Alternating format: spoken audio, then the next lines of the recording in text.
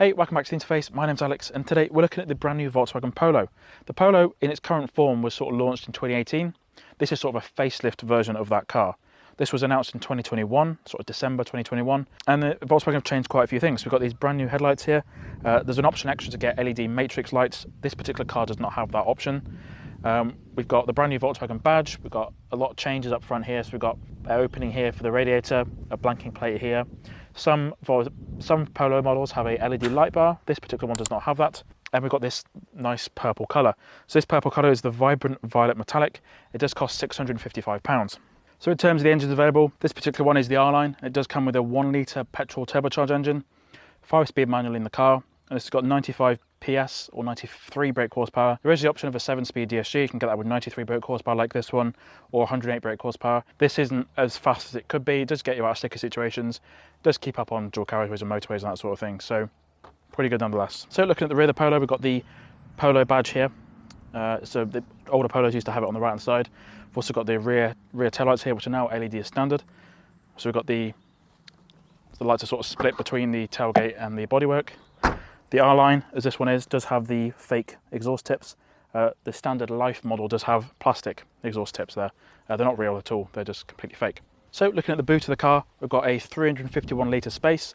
We can fold these seats down in sort of a 60-40 split if we need to. We've also got this polystyrene cover here, which is just to protect the boot's floor, give it a bit more grip. So let's remove that bit of polystyrene. So we've got a nice false floor here. We've also got sort of folds out the way and clips into these bit sections here, which is quite nice. So you can get to whatever you need to get to without having to prop the boot up on your head. We've got a tyre inflation kit and a safety kit. There's also enough space for a full-size spare wheel, so that's really good. So now the seats are folded down. We've got enough space in there for a lot of things. So really practical car and quite a small little space. So just looking at the back of the Volkswagen Polo, a lot of good space in here. So this does have 5 seats here. The front driver's position is set up for my driving position, so I'm 5'6", 5'7". A lot of space under the driver's seat for my feet. I can see myself getting very comfortable in here. The seats are quite tilted back quite a bit. I'm not sure if that's a common thing at the moment, but they do seem very soft and comfortable. Being the R-Line, we do have this nice material here, the Alcantara material. And then all the headrests are adjustable. It's pretty good. No central ski hatch or cup holders back there. So there's actually no cup holders in the back for the back passengers. We do, however, have 2 USB-C ports. We have also got some rear lights which we can turn on and off individually. So there's little switches here that we can have for the back passengers, which is a little nice touch. Also got some mat pockets in the back of the front seats. And being a small car, there is a massive hump for the transmission. So the central passenger is not going to have the most comfortable time in the world. So have a quick look at what that's like. So scoot across to the middle, and yeah, my feet are way either side of the central hump. There's even some humps down there as well, so my feet are going to get in the way of the passengers. So I think middle seat journeys for short trips only, I think. Other than that, it's a nice little place to spend a journey, especially in the back passenger seats, so that's all good. So looking at the front of the VW Polo, it's bang up to date with the rest of the VW lineup.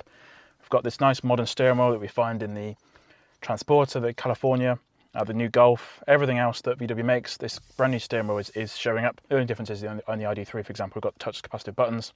However, in the Polo, we have retained those physical buttons, which is awesome. As I mentioned, this particular model is a 1 litre petrol with a 5-speed manual, so we've got the manual gearbox here. As for the controls, we've got physical knob dials here for the light switches, which is great to see, because in the new Golf, that is all touch capacitive again. We've got quite a large infotainment screen, so we've got touch capacitive buttons for everything, wireless Apple CarPlay, wireless Android Auto, 2 USB-C ports down here for wired of each as well. A physical volume knob, which is really good to see again.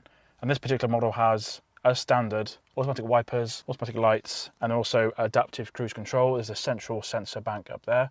Looking up on the ceiling, we've got light switches again, nice white LED lights. We've got you can switch off some alarms and that sort of thing. SOS button. We've also got a nice damped, rubber coated sunglasses compartment, which is really good. Or some little sensors there. Got an illuminated mirror there for yourself, and the same again the passenger side, all illuminated. So unfortunately for the heating system, we have got a touch capacitive section down here.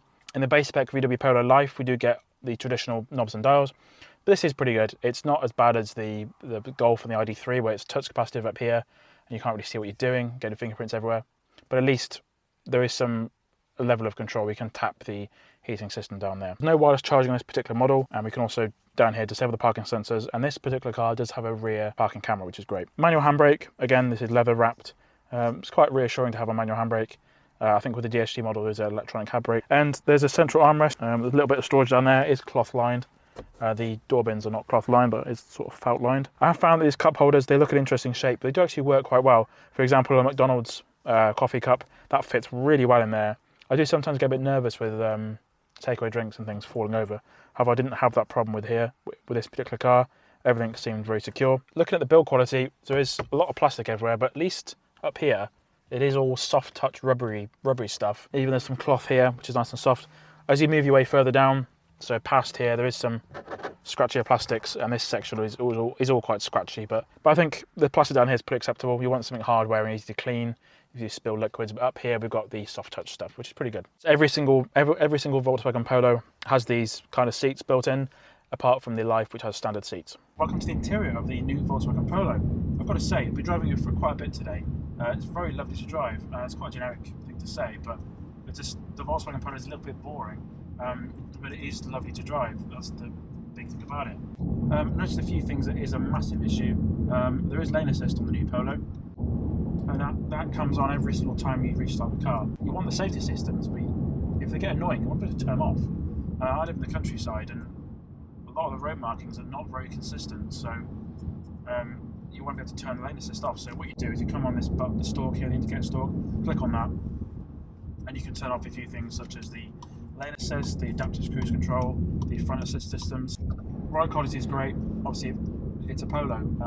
It's based on it shares a lot of DNA with the Golf, and you can feel it. So very, very comfortable ride. It's got a standard spring suspension. No fancy dynamic traction control here, but it's really good.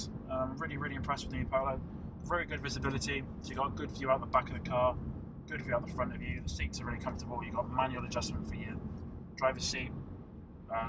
Adjustment for the steering wheel is really good. So just give it a 6-speed, just to give it a bit more motorway presence.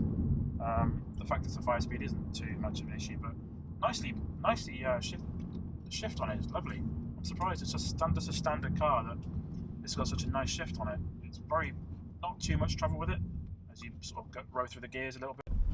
Very smooth. There's no real problem with it, so pretty good there. If you don't mind not having auto, save your money and go for this manual version with the 93 horsepower. It's perfectly fast enough for a lot of use.